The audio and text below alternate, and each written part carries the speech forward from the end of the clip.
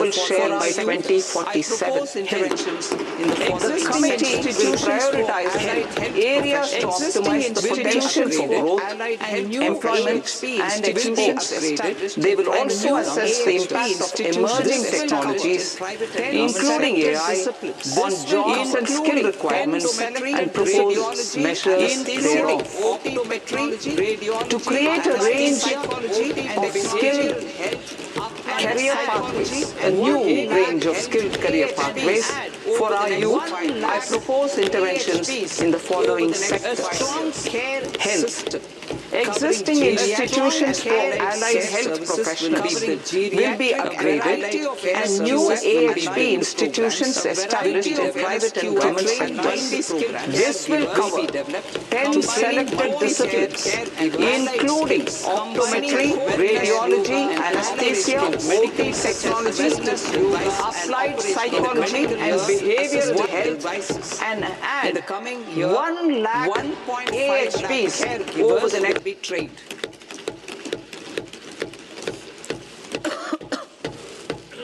Hubs for medical value tourism. To promote India as a hub for medical tourism services, I propose to launch a scheme to support states in establishing 5 regional medical hubs in partnership with the private sector. These hubs will serve as integrated healthcare complexes that combine medical, educational and research facilities. They will have Ayush centers, medical value tourism facilitation centers and infrastructure for diagnostics, post-care and rehabilitation. These hubs will provide diverse opportunities, job opportunities for health professionals, including doctors and AHPs. Ancient Indian yoga, already respected in several parts of the world, was given a mass global recognition when Honorable Prime Minister took it to the UN. Post-COVID, Ayurveda gained a similar global acceptance and recognition.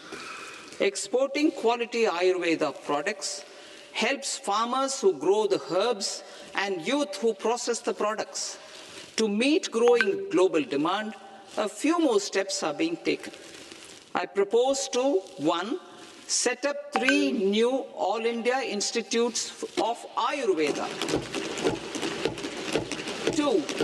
Upgrade Ayush pharmacies and drug testing labs for higher standards of certification ecosystem and make available more skilled personnel. 3.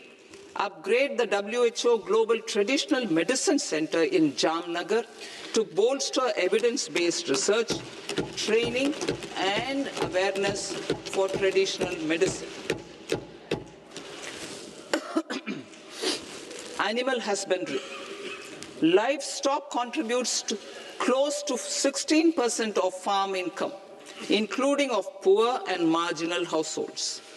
To scale up availability of veterinary professionals by more than 20,000, I propose to roll out a loan-linked capital subsidy support scheme for establishment of veterinary and para-veterinary colleges, veterinary hospitals, diagnostic laboratories, and breeding facilities in private sector.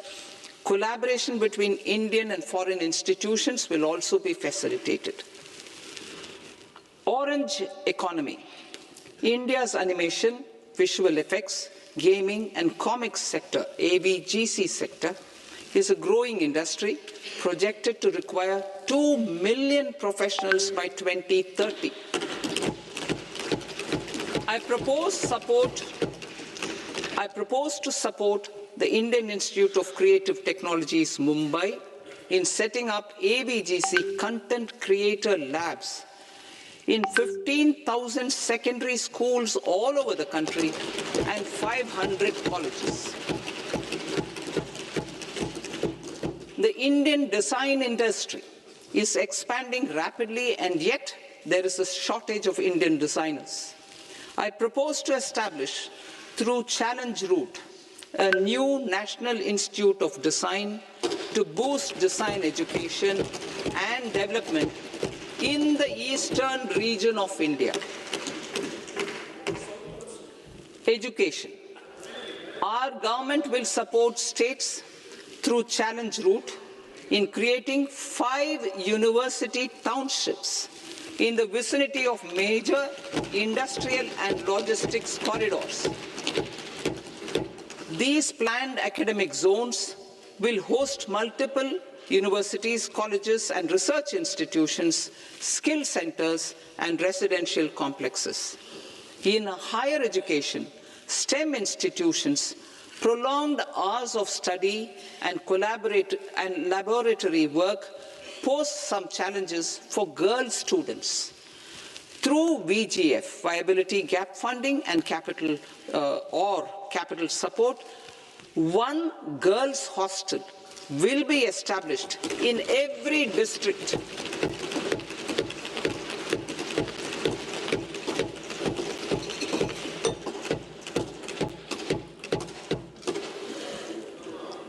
To promote astrophysics and astronomy via immersive experiences.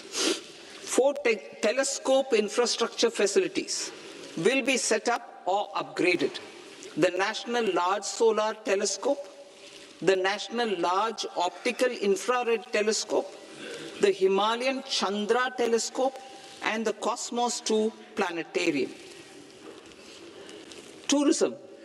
The tourism sector has the potential to play a large role in the employment generation, forex earnings, and expanding the local economy.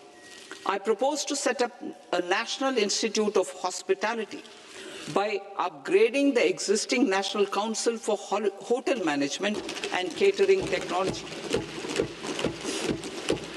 It will function as a bridge between academia, industry, and government. I also propose a pilot scheme for upskilling 10,000 guides in 20 iconic tourist sites through a standardized, high-quality, 12-week training course in hybrid mode in collaboration with the Indian Institute of Management. A national destination digital knowledge grid will be established to digitally document all places of significance, cultural, spiritual, and heritage. This initiative will create a new ecosystem of jobs for local researchers, historians, content creators, and technology partners. India has the potential and opportunity to offer world-class trekking and hiking experience. We will develop ecologically sustainable mountain trails in Himachal Pradesh, Uttarakhand, and Jammu Kashmir. Also in Araku Valley in the Eastern Ghats and Podigai Malai in the Western Ghats. Turtle trails along key nesting sites in the coastal areas of Odisha, Karnataka, and Kerala. And 3 bird watching trails along the Pulikat Lake in Andhra Pradesh, Tamil Nadu. It's on the border. Under the visionary leadership of Honorable Prime Minister, we established the International Big Cat Alliance in 2024. This year, India is hosting the first ever Global Big Cat Summit, where heads of governments and ministers from 95 range countries will deliberate on collective strategies for conservation. Heritage and culture tourism. I propose to develop 15 archaeological sites, including Lothal, Dholavira, Rakhi Gadi, Adichanallur, Saranath, Hastinapur, and Leh Palace into vibrant experiential cultural destinations. Excavated landscapes will be open to the public through curated walkways. Immersive storytelling skills and technologies will be introduced to help conservation labs, interpretation centers, and guides. The sports sector provides multiple means of employment, skilling, and job opportunities. Taking forward the systematic nurturing of sports talent, which is set in motion through the Khelo India program earlier, I propose to launch a Khelo India mission to transform the sports sector over the next decade. The mission will facilitate an integrated talent development pathway supported by training centers, which are foundational, intermediate, and elite levels. B, systematic development of coaches and support staff. C, integration of sports science and technology. D, competitions and leagues to promote sports culture and provide platforms. And E, development of sports infrastructure for training and competition. Our third Kartavya aligns with our vision of Sabka Saath, Sabka Vikas towards Vikasit Bharat. This requires targeted efforts for 1. Increasing farmer incomes through productivity enhancement and entrepreneurship, with special attention to small and marginal farmers. B. Empowering Divyangjan through access to livelihood opportunities, training, and high-quality assistive devices. C. Empowering the vulnerable to access mental health and trauma care. D. Focus on the Purvodaya states and the Northeast region to accelerate development and employment opportunities. Fisheries. We will undertake initiatives for integrated development of 500 reservoirs and Amrit Sarovars. 2. Strengthen the fisheries value chain in coastal areas and enable market linkages involving startups and women-led groups together with fish farmer producer organizations. Animal husbandry. To provide quality employment opportunities in rural and peri-urban areas, we will support the animal husbandry sector in entrepreneurship development through a credit-linked subsidy program, B, scaling up and modernization of livestock enterprises, C, enhanced creation of livestock, dairy, and poultry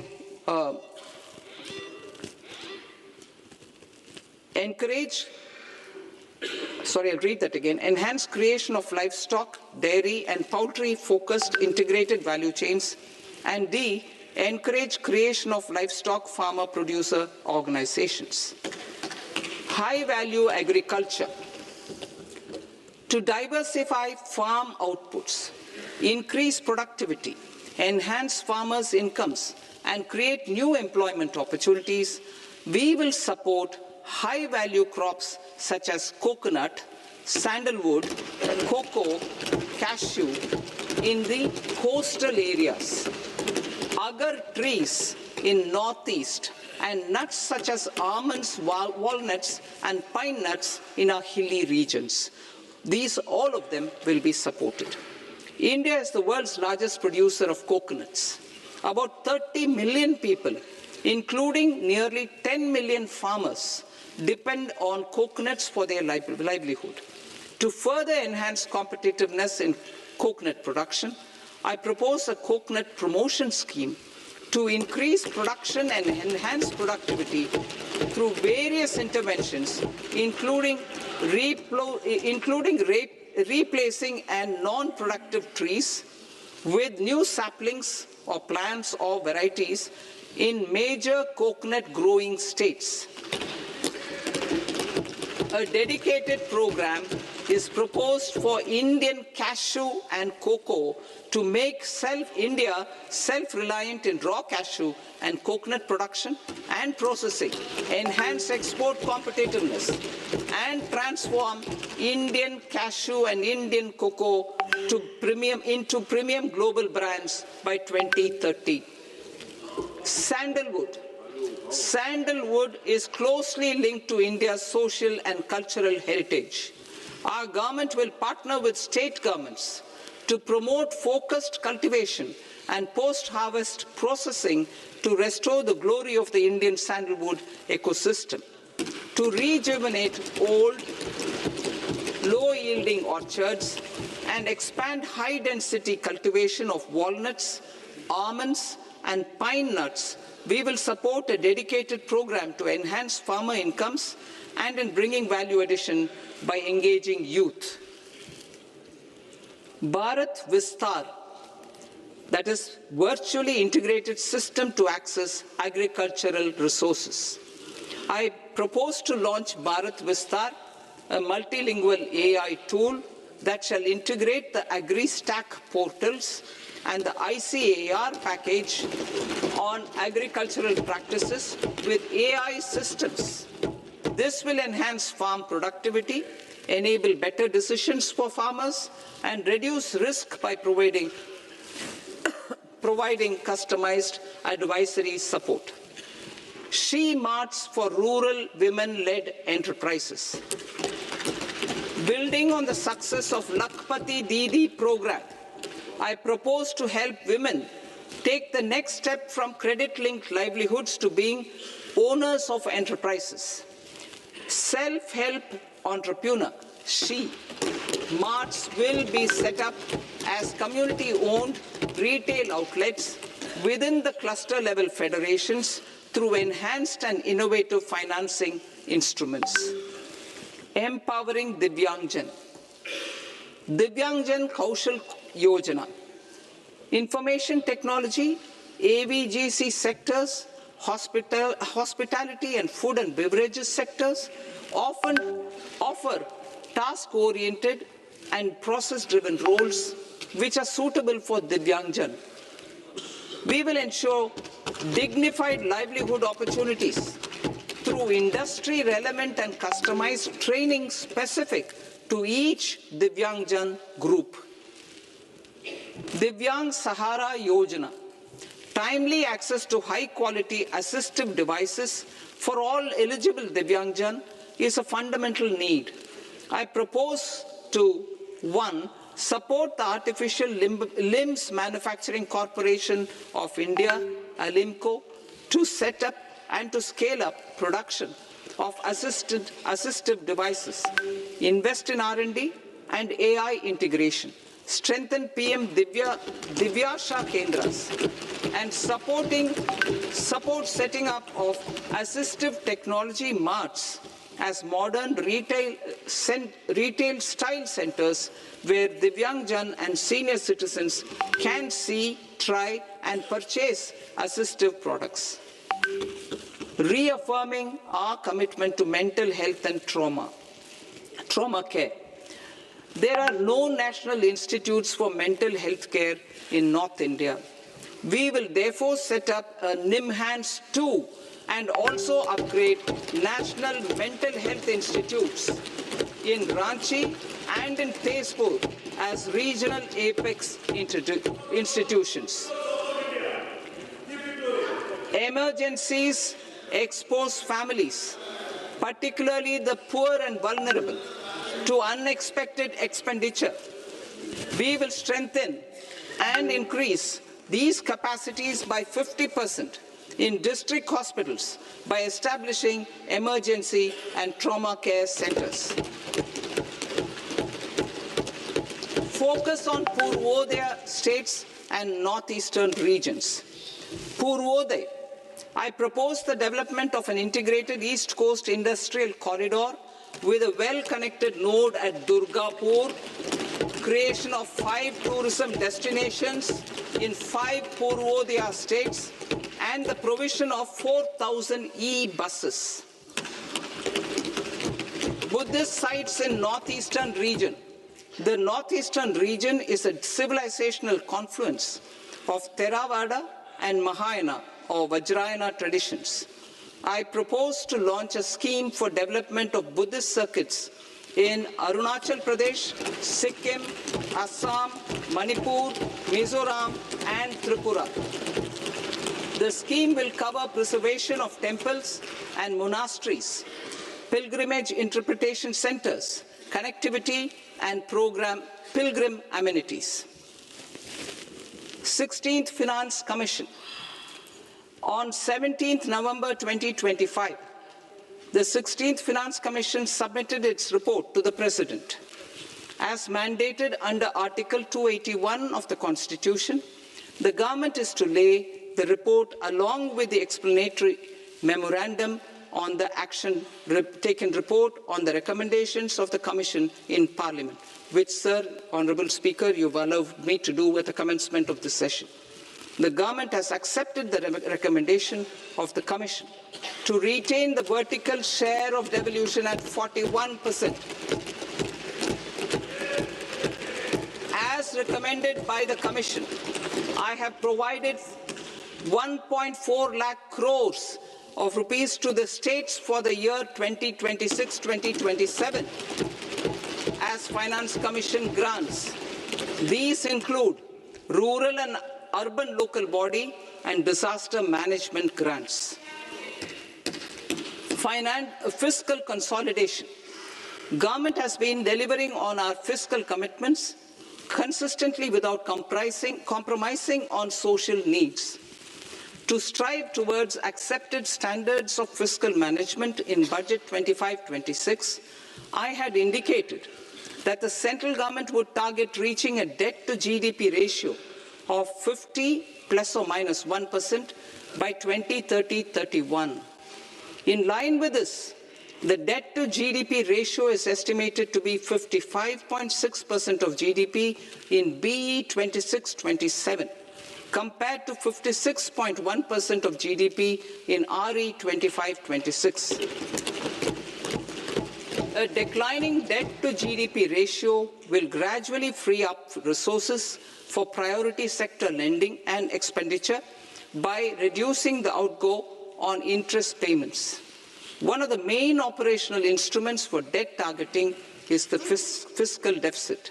I am happy to inform this august House that I fulfilled my commitment made in 2021-2022 to reduce fiscal deficit below 4.5% of GDP by 25-26.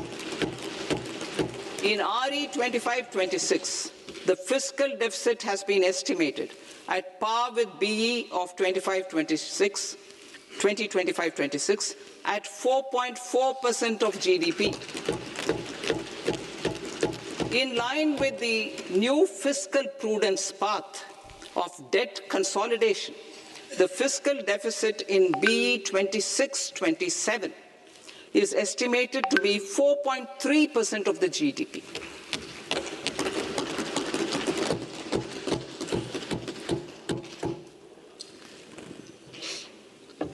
The revised estimates of the non-debt receipts are 34 lakh crore rupees, of which the centre's net tax receipts are 26.7 lakh crore. The revised estimate of the total expenditure is 49.6 lakh crore rupees, of which the capital expenditure is about 11 lakh crores. Budget estimates 2026 to 2027. Coming to 26-27, the non-debt receipts and the total expenditure are estimated as 36.5 lakh crore and 53.5 lakh crore respectively. The centre's net tax receipts are estimated at 28.7 lakh crore rupees. To finance the fiscal deficit, the net market borrowings from dated securities are estimated at 11.7 lakh crore rupees. The balance financing is expected to come from small savings and other sources. The gross market borrowings are estimated at 17.2 lakh crore rupees. I'll now move to Part B. Part B, direct taxes.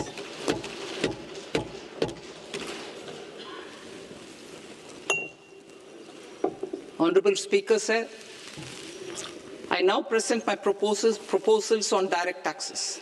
New Income Tax Act. In July 2024, I announced a comprehensive review of the Income Tax Act 1961. This was completed in a record time, and the Income Tax Act 2025 will come into effect from 1st April 2026. The simplified income tax rules and forms will be notified shortly, giving adequate time to taxpayers to acquaint themselves with its requirements. The forms have been redesigned such that ordinary citizens can comply without difficulty. Ease of living. I propose that any interest awarded by the Motor Accident Claims Tribunal to a natural person will be exempt from income tax, and any TDS on this account will be done away with.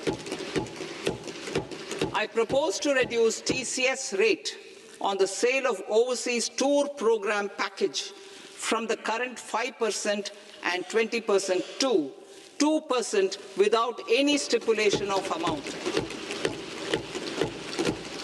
I propose to reduce TCS rate for pursuing education and for medical purposes under the Liberalized Remittance Scheme, popularly known as LRS, from 5% to 2%. Supply of manpower services is proposed to be specifically brought within the ambit of payment to contractors for the purpose of TDS to avoid ambiguity.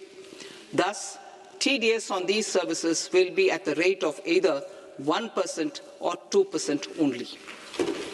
I propose a scheme for small taxpayers, wherein a rule-based automated process will enable obtaining a lower or nil deduction certificate instead of filing an application with the assessing officer. For the ease of taxpayer holding securities in multiple companies, I propose to enable depositories to accept Form 15G or Form 15H from the investor and provide it directly to various relevant companies. I propose to extend time available for revising returns from 31st December to up to 31st March with the payment of a nominal fee. I also propose to stagger the timeline for filing of tax returns. Individuals with ITR 1 and ITR 2 returns will continue to file till 31st July, and non-audit business cases or trusts are proposed to be allowed time till 31st August.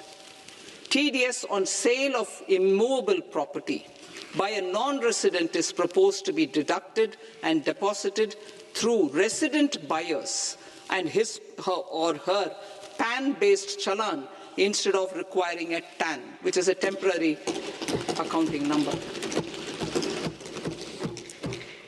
To address practical issues of small taxpayers like students, young professionals, tech employees, relocated NRIs, and such others, I propose to introduce a one-time 6-month foreign asset disclosure scheme for these taxpayers to disclose income or assets below a certain size.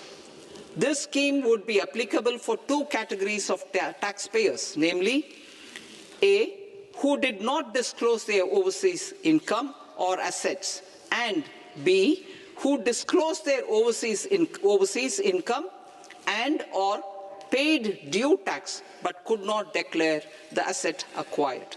For category A, the limit of undisclosed income or asset is proposed to be up to 1 crore rupees.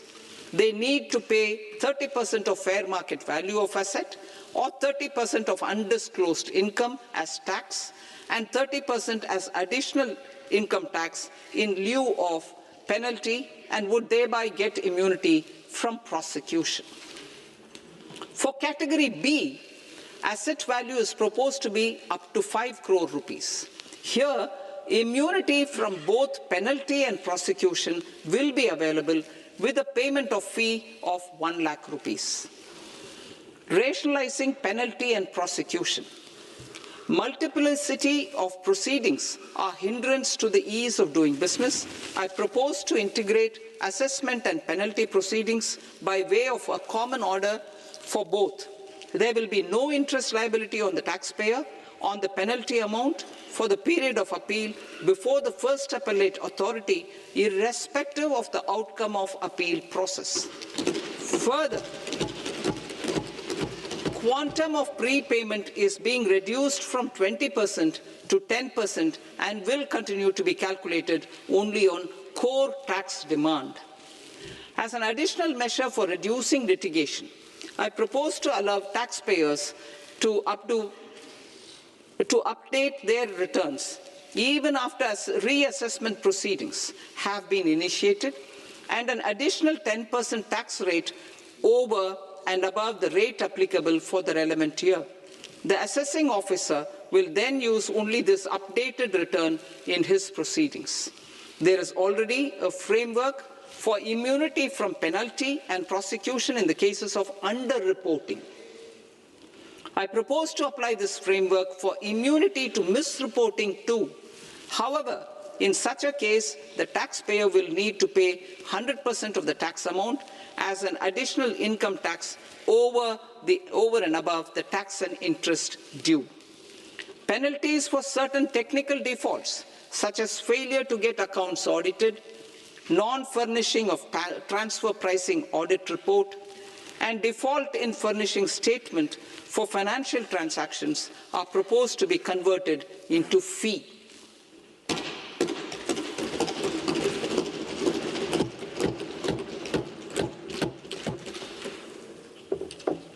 I propose to rationalize prosecution framework under Income Tax Act while maintaining a careful balance for deterrence in some serious offence.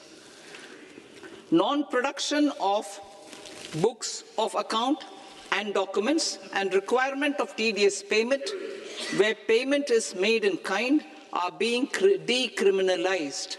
Further, minor offences will attract fine only. The remaining prosecutions will be graded commensurate with the quantum of offence.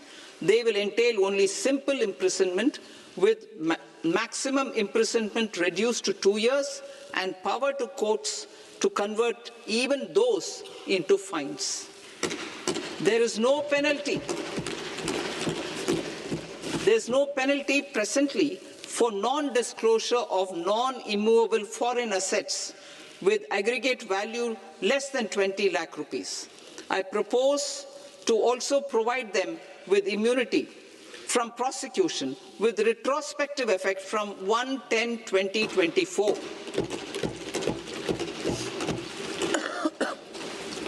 Cooperatives. Deduction is already allowed to a primary cooperative society engaged in supplying milk, oilseeds, fruits or vegetables raised or grown by its members. I propose to extend this deduction to also include supply of cattle feed and cotton seed produced by its members. I propose to allow inter-cooperative society dividend income as deduction under the new tax regime to the extent it is further distributed to its members. I further propose to allow exemption for a period of 3 years to dividend income received by a notified national cooperative federation on their investments made in companies up to 31/1/2026.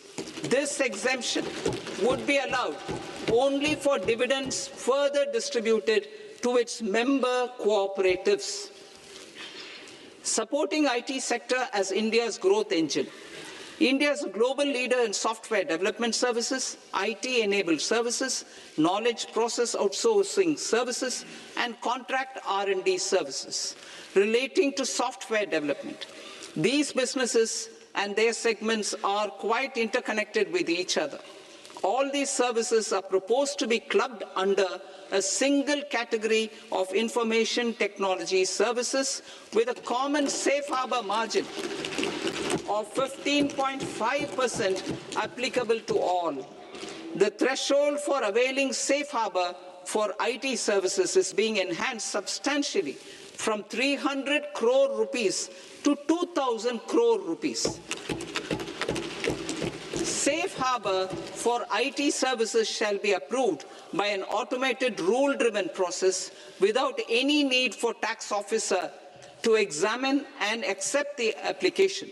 Once applied by an IT services company, the same safe harbor can be continued for a period of 5 years at a stretch at its choice. For IT services companies who want to conclude advanced pricing agreement, APA, I propose to fast-track unilateral APA process for IT services and endeavor to conclude it within a period of 2 years. The period of 2 years can be extended by a further period of 6 months on taxpayers' request. I propose to extend the facility of modified returns available to the entity entering APA to its associated entities also. Attracting global business and investment. Recognizing the need to enable critical infrastructure and boost investment in data centers, I propose to provide tax holiday till 2047 to any foreign company that provides cloud services to customers globally by using data center services from India. It will, however, need to provide services to Indian customers through an Indian reseller entity. I also propose to provide a safe harbor of 15% on cost in case the company providing data center services from India is a related entity. To harness the efficiency of just-in-time logistics for electronic manufacturing, I propose to provide safe harbor to non-residents for component warehousing in a bonded warehouse at a profit margin of 2% of the invoice value. The resultant tax of about 0.7% will be much lower than in competing jurisdictions. To provide fillip to toll manufacturing in India, I propose to provide exemption from income tax for 5 years to any non-resident who provides capital goods, equipment, or tooling to any toll manufacturer in a bonded zone. To encourage vast pool of global talent to work in India for a longer period of time, I propose to provide exemption to global, non-India sourced income of a non-resident expert for a stay period of 5 years under notified schemes. I propose to provide exemption from minimum alternate tax, the MAT, to all non-residents who pay tax on presumptive basis. Tax administration. I propose to constitute a joint committee of Ministry of Corporate Affairs and Central Board of Direct Taxes for incorporating the requirements of income computation and disclosure standards, the ICDS, in the Indian Accounting Standards, Ind AS itself. Separate accounting requirement based on ICDS will be done away with from the tax year 27-28. To support Prime Minister Modi's vision of homegrown accounting and advisory firms to become global leaders, I propose to rationalize the definition of accountant for the purposes of safe harbor rules. Other tax proposals.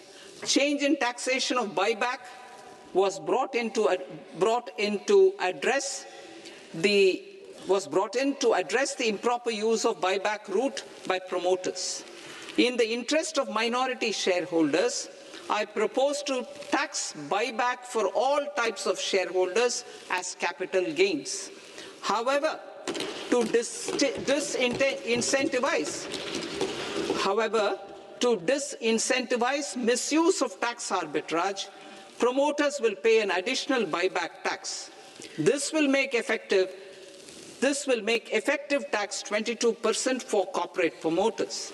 For non-corporate promoters, the effective tax will be 30%. TCS rate for sellers of specific goods, namely alcoholic liquor, scrap, and minerals, will be rationalized to 2%, and that on tendu leaves will be reduced from 5% to 2%. I I propose to raise the STT on futures to 0.05% from the present 0.02%. STT on options premium and exercise of options are both proposed to be raised to 0.15% from the present rate of 0.1% and 0.125% respectively. We reformed the taxation landscape for corporates in 2019 by providing them a simplified regime with lower tax rate so that they could productively focus on business rather than on claim of deductions and exemptions. To encourage companies to shift to the new regime, set-off of brought forward MAT credit, minimum alternate tax credit, is proposed to be allowed to companies only in the new regime. Set-off using available MAT credit is proposed to be allowed to an extent of 1/4 of the tax liability in the new regime. MAT is proposed to be made final tax, so there will be no further credit accumulation from 1st April 2026. In line with this change, the rate of final tax is being reduced to 14% from the current MAT rate of 15%. The brought forward MAT credit of taxpayers accumulated till 30th March 2026 will continue to be available to them for set-off as above. Indirect taxes. I shall now take up proposals related to indirect taxes. My proposals for customs and central excise aim to further simplify the tariff structure, support domestic manufacturing, promote export competitiveness, and correct inversion in duty.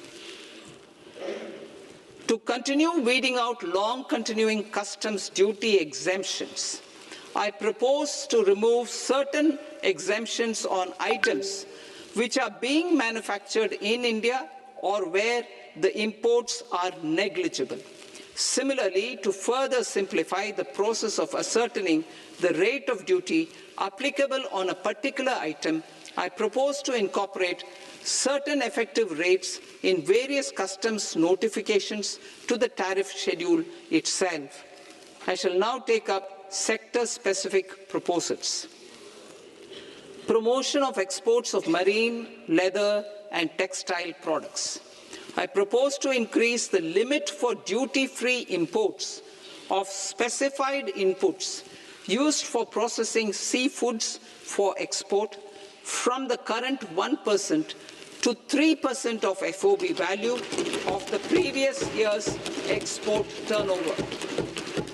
I also propose to allow duty-free imports of specified inputs, which is currently available for exports of leather or synthetic footwear, to exports of shoe uppers as well.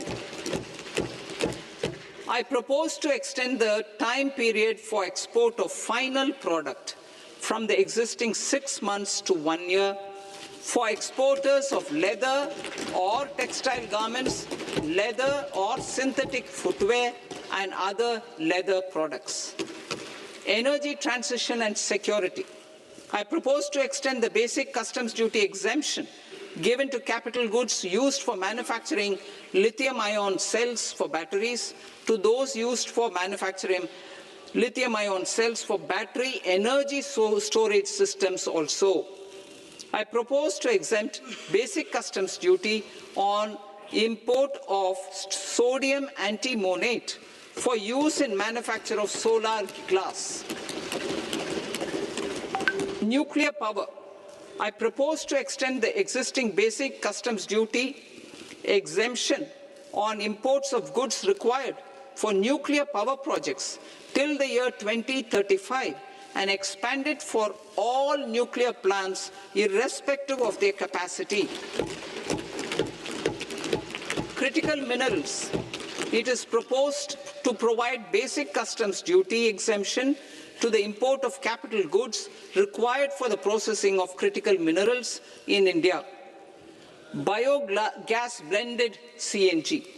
I propose to exclude the entire value of biogas while calculating the central excise duty payable on biogas blended CNG. Civil and defense aviation. I propose to exempt basic customs duty on components and parts required for the manufacture of civilian training and other aircrafts. It is proposed to exempt basic customs duty on raw materials imported for the manufacture of parts of aircraft to be used in maintenance, repair, or overhaul requirements by units in the defense sector. Electronics. To deepen value addition in the consumer electronics sector, I propose to exempt basic customs duty on specified parts used in the manufacture of microwave ovens. Special economic zone. To address the concerns arising about utilization of capacity by manufacturing units in the special economic zones due to global trade disruptions, I propose as a special one-time measure to facilitate sales by eligible manufacturing units in SEZs to the domestic tariff area at concessional rates of duty. The quantity of such sales will be limited to a prescribed proportion of their exports.